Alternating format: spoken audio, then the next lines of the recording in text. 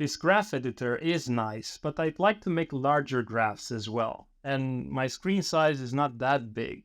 So I'll teach you how to make a viewport that can be zoomed and panned around to allow editing outside the initial region as well.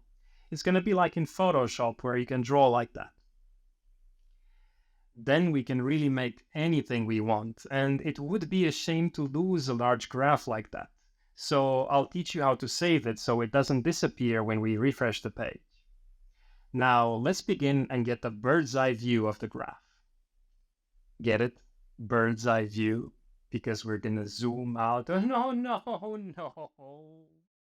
Gonna code, debug, and have fun. Coding with Radu. Coding with Radu. Gonna prototype and design. Coding with Radu. Coding with Radu. Let's code now. We'll initialize the viewport here before the graph editor, like so, giving it the canvas to work with. I will also implement this in a separate file next to this graph editor here, also in the JS directory. So let's go to JS and viewport JS. This is also a class, and the constructor takes the canvas as a parameter. Let's store it as an attribute like so. And let's get a reference to the 2D drawing context here as well. Now, the first thing we'll implement is the zoom. And let's have an attribute for this. By default, it's set to 1. And add event listeners to change the zoom. Very similar structure to what we did previously in the graph editor. But here we'll use different things. We're going to listen for the mouse wheel. The wheel is going to change the zoom. So let's add an event listener to the canvas for the mouse wheel and have a separate callback function called handle mouse wheel, and we bind it to this so that it knows what this is. And let's define this handle mouse wheel with an event here below. And let's log this event delta y property and see what it looks like in the console. Save, refresh, and now when you scroll upwards, you can see minus 125 appears on my computer, and downwards 125. We're only interested in that sign, plus or minus. So I'm going to go back here and say the direction in which we are going to change our zoom is going to be coming from this sign, like this. And let's update our zoom with this direction. So sign function from the math library is either 1 or minus 1, depending on if the value is positive or negative. And let's log here this zoom. Save, refresh, and now when you scroll up, you're going to get lower and lower values. When you scroll down, you're going to get higher and higher values. And I'm really only interested in this range from 1 to something, maybe 1 to 5. I think that's going to be a good range to work with. So we will disregard 0 and negative numbers and positive ones. And we want the zoom to change slower than this. So not just by 1 increment each time. So what we'll do here is I'm going to define a step. How much do we want the zoom to change in that direction? Maybe 0.1. And then here the direction, we can multiply it by that step. We can also cap the zoom in a specific interval by writing zoom is the maximum between 1 and the minimum between 5 and the actual zoom value. It's a one-liner that keeps it between 1 and 5. So let's save, refresh, and see if it works. So scrolling up keeps it at 1, and going down goes down until 5. So scrolling down is going to zoom out 5 times, basically, if that makes sense. You could keep these as attributes like min zoom, max zoom, whatever. I'm just going to keep it like this because usually you don't change these once you implement it and it works the way you want. So let's remove now this console log from here, save this file again, and inside index.html, change the canvas properties based on this viewport information. I'm going to go here after clearing the rectangle and save the state, and then do a scale with the inverse of this viewport zoom, like this, because I want to zoom out, basically. And then here, restore. This save and restore are important because this scale is going to be called on each frame. So if we don't do anything about it, it's just going to scale again and again and again and again on top of each other, making some weird effect to happen. Let's save this, refresh. And now when we zoom out, so I'm doing this, yeah, this seems to work just fine. But if you click somewhere, like here, you're going to see that the point doesn't come where it should come. And we need to fix that. The way we get the mouse should take into consideration the zoom as well. So I'm going to go to Viewport and give it a way to get the mouse information. It knows what its zoom is. So get mouse, given this event information, we return a new point. Typically we had this offset X and Y, but now we're going to multiply it by the zoom, and that's going to fix the problem. And we need to call this get mouse in the graph editor where we need the mouse information, the mouse location. So the graph editor needs to know about this viewport, not about the canvas. I'm going to change the way that we initialize it here with the viewport.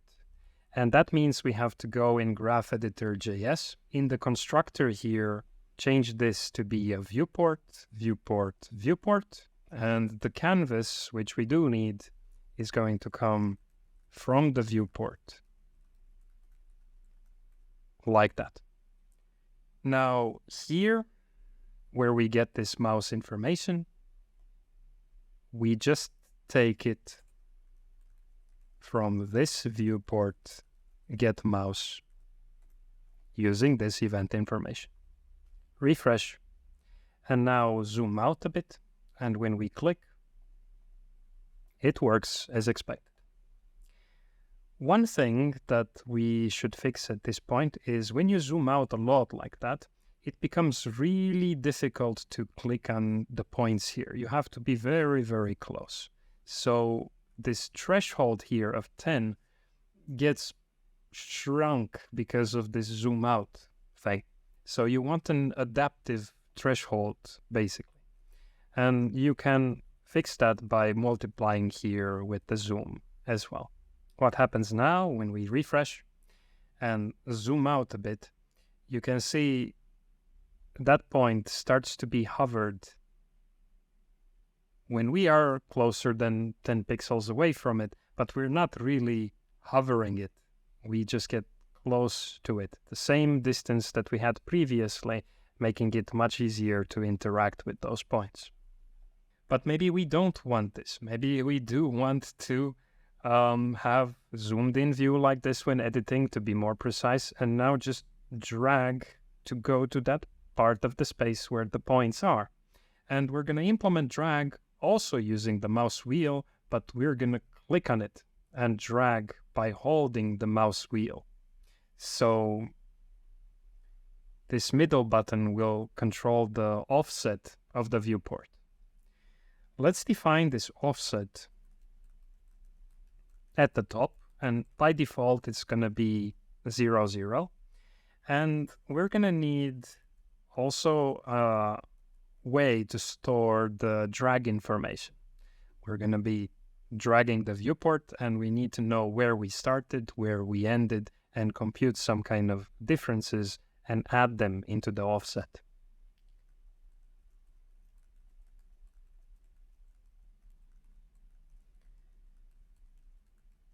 Like so. And I'm also going to add here a way to know if we are actively dragging or not. Then this event listener for mouse wheel, we're going to copy it 3 more times so that we have one for mouse down, handle mouse down, mouse move, handle mouse move, and mouse up, handle mouse up. And we define these below here as well. So handle mouse down, given the event, it's going to first check, is it the middle mouse button that we are pressing? Is it this one, not these other two? Because then it would interfere with the graph editor. So if event button is 1, this is the middle button. Then we set the start of the drag to this get mouse EVT. This get mouse will have the correct information no matter what the zoom level is. Then we also say that the drag has started, has been activated. Now on mouse move, we will only do something if this drag is active. And we will calculate the end location of the current action, so the current mouse location pretty much.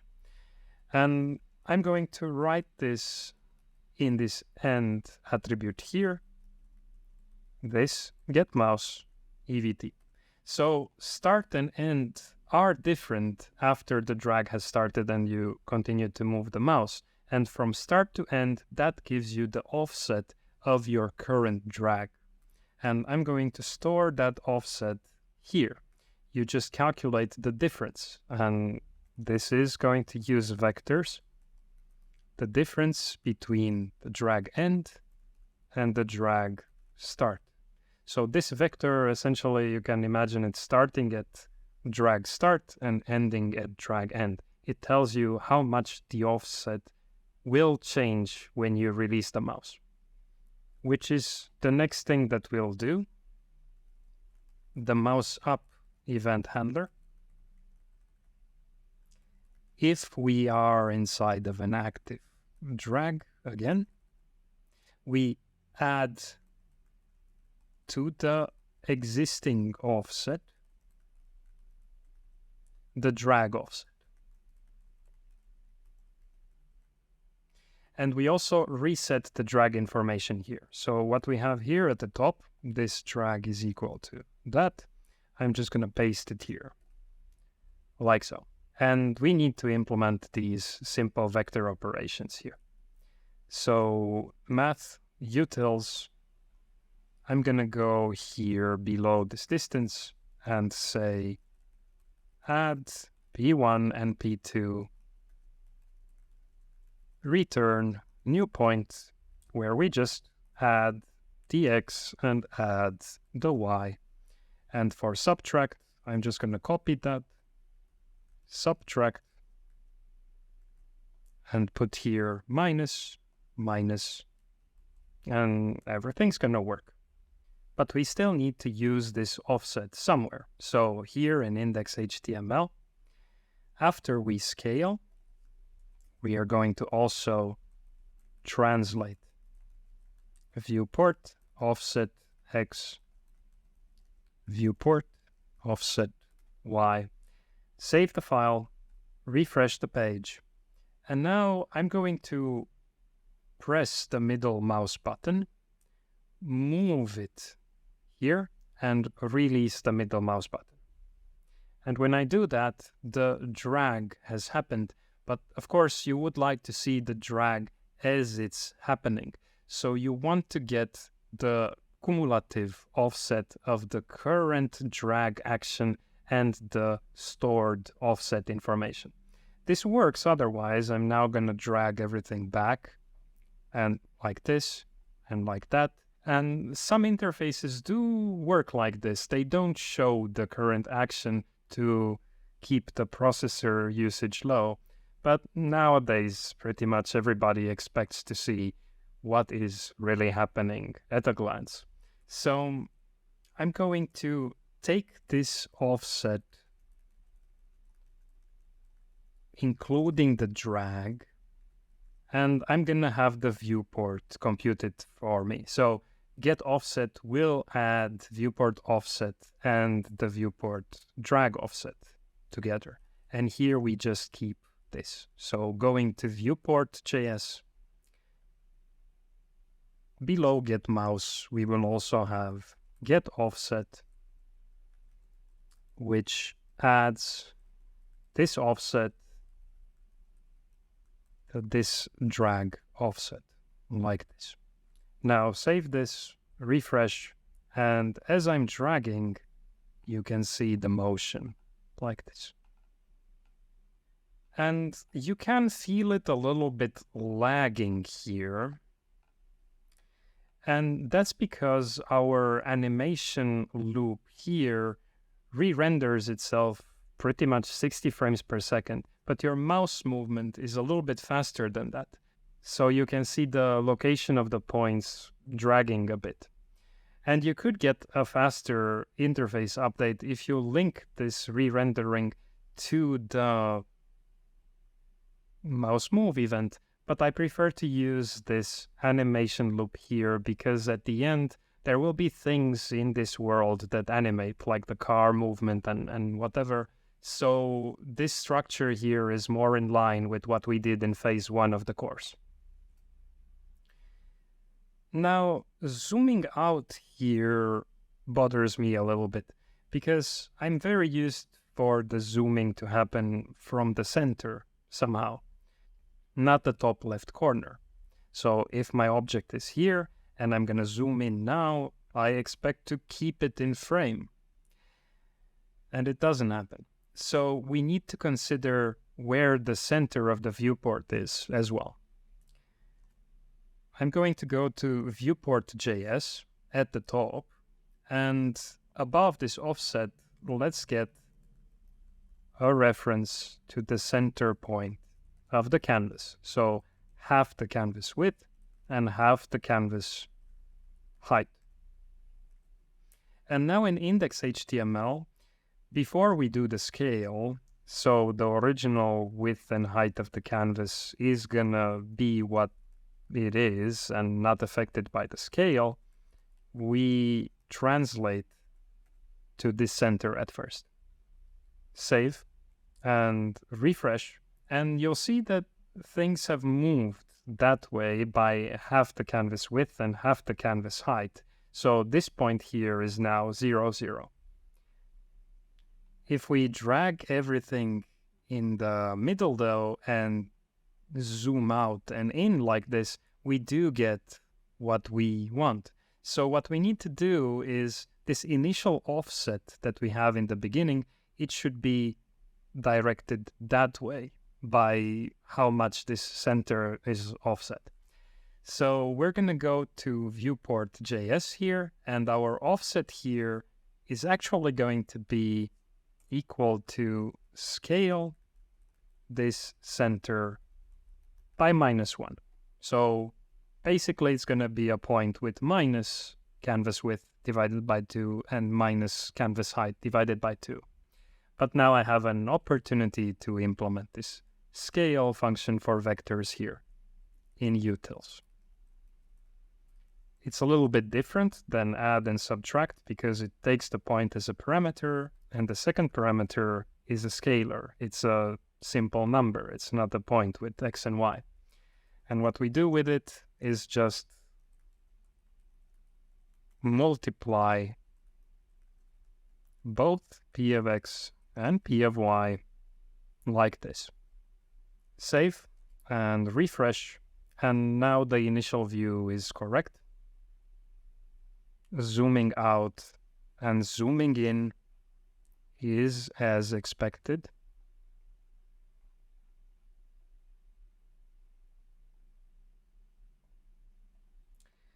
But clicking is not. So now we have to consider also the offset when we calculate the mouse location in the viewport here. We do that by subtracting here this offset x and here this offset y. And here we also have to consider that center information as well. So I'm gonna put in parentheses minus center. This is before stretching it with the zoom, and the same happens here with the center y, like that. Save and refresh, and now let's zoom and move somewhere. And when we click, everything seems to work. And you can now edit these points by zooming in and working on different parts of the screen. But now this intent doesn't show well. You can see how while I'm dragging here, something strange happens to this intent, to this line. It's fine when I'm not dragging. It's always at the mouse location. But if I start here and move to the right a little bit, it seems to go to the right even more. And same happens like this. The mouse is always in the middle of the starting point where we began the dragging here. And whatever the current tip of that dotted line is there. So what we want to do is actually subtract the drag offset in this case. And I'm going to go to graph editor here where we get the mouse and say that, yes, we want the mouse by subtracting the drag offset. So this get mouse needs an update here where we subtract that drag offset. So this is going to be false by default. We like this functionality all the time, except while we are doing the drag there. So here, instead of return, we are going to say point P is the new point. And what we return is depending on this second parameter. If it's true, then we do subtract from P this drag offset. Otherwise, it's just P as before. Save this, refresh. And now if we select something and drag, we can see that it's always still pointing at the mouse, apart from that small delay caused by the animation loop. Yeah, this is quite good. But what we really need to take care of is here. This animate function is really getting complicated, and all of this kind of functionality should be really taken care of by the viewport. The problem is we have this graph editor display wrapped between the restore and everything else, and one way to solve this problem is actually move it at the top. So the restore happens before the save. And if you think about it, it does make sense. So now all this code from here before this is going to be cut. I'm going to cut it and it's still there. It's in my clipboard. So don't lose it. And we're going to just call viewport reset. So we reset the viewport and then we display. Now this reset functionality, I'm going to implement it here and say reset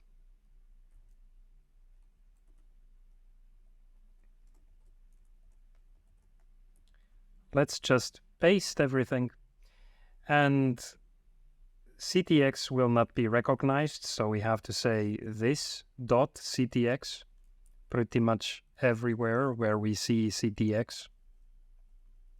And my canvas, it is a global variable, but we have our own local one that we can use, like this.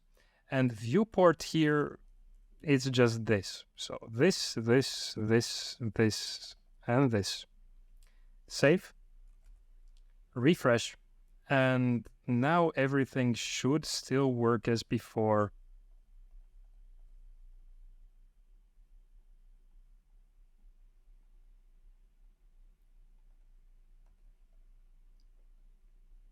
But the code is much cleaner.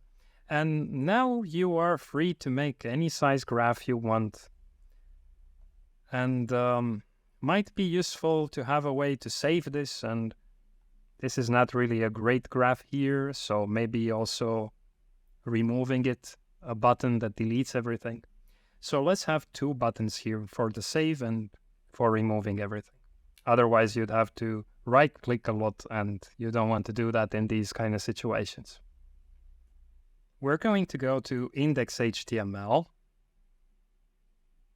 where our controls were in the very beginning. And let's define a button. It will dispose of the graph. And I'm going to copy this. The other one will be save. And these buttons will stay there in the end. So I'm going to style them a little bit better. I'm going to use emojis, and this is just a trash can emoji, and this one here is going to be the save emoji. So this dispose function, let's implement it here below. Dispose. And it's going to tell the graph editor to dispose itself. And the reason I do this is that here inside of the graph editor now, above this display, it's going to have another public method called dispose.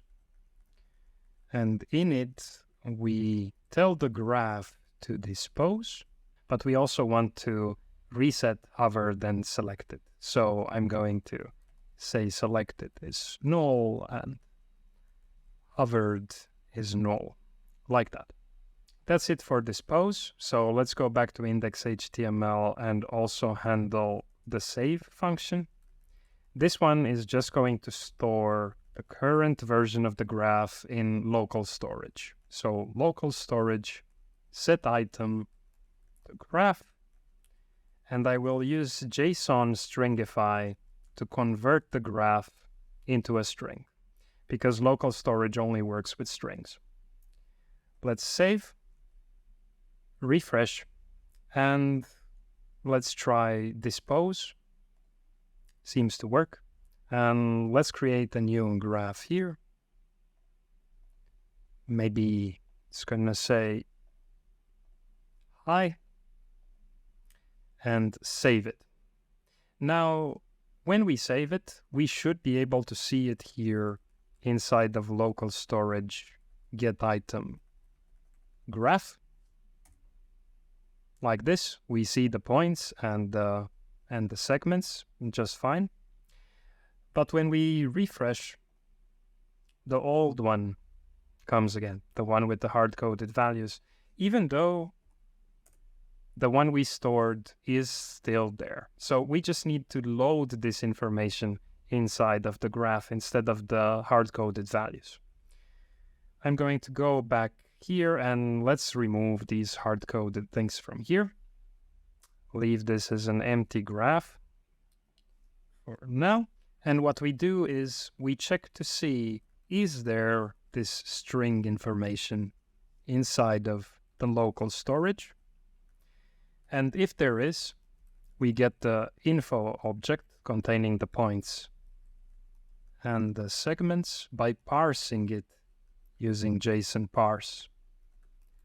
Or it's null if the local storage doesn't contain the graph. And now here, the graph will either be what is in graph info or this one if graph info is null. So let's say graph info, and if it exists, we have a new graph with the points and the segments from graph info. So we load that original graph that is stored in local storage. Save and refresh. It doesn't work. The problem is the things that we have in local storage here are just objects called points and segments, but they are not really points and segments in the same way that we expect them to be. They don't have, for example, a draw method. This is all they have. So we need to convert this information into points and segment objects. I'm going to do that by using static method called load that we're going to add to the graph. Given some information, it's going to create a graph for us.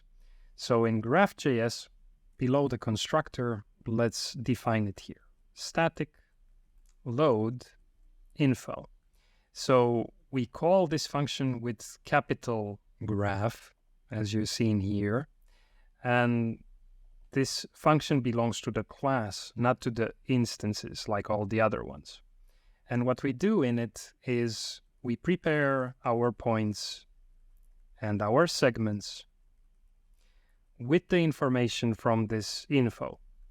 So I'm going to get the point information of each individual point from the info points and just say push a new point with point info x and point info y. So what happens now is I'm generating a point with the same information from the JSON object.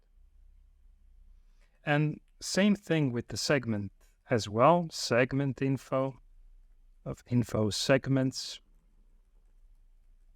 Segments push new segment.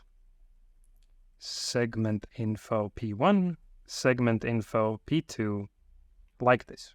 And now with this information, we can return a new graph like this. So it's not just passing info points and info segments, but actual points and segment objects in two different arrays. Let's save, refresh, and look at that. Just as we expected.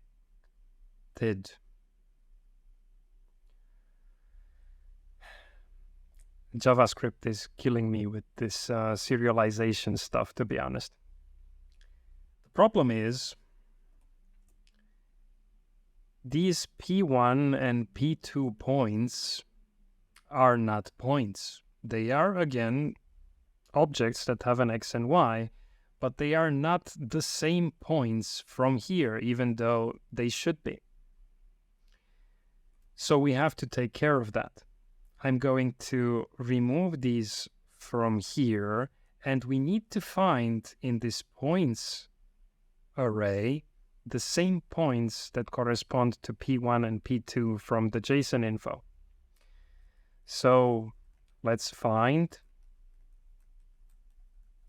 point that was equal to this P1 in the list of points that we created, and also P2. Like so. Save and refresh. And now everything looks as expected. I really don't like that you have to do so much work to get this to work, but it is what it is. If you know a better way of doing this, do let me know. Actually, I know a better way of doing this. We can refactor a little bit and say here, for example, the points. We can just use the map method and go through each point I and create a new one. So this I stands for JSON info, and we create new points using that information in one line, so we don't need this for loop anymore. And we can even do the same thing for the segments as well. So the info segments, we can remap them to actual segments. Each segment I is going to be a new segment. And here we just paste this information like so. And make sure that this seg info is I now. And we don't need this second for loop anymore. So a little bit more concise. Save, refresh, and everything still works. It's just a little bit nicer structure here.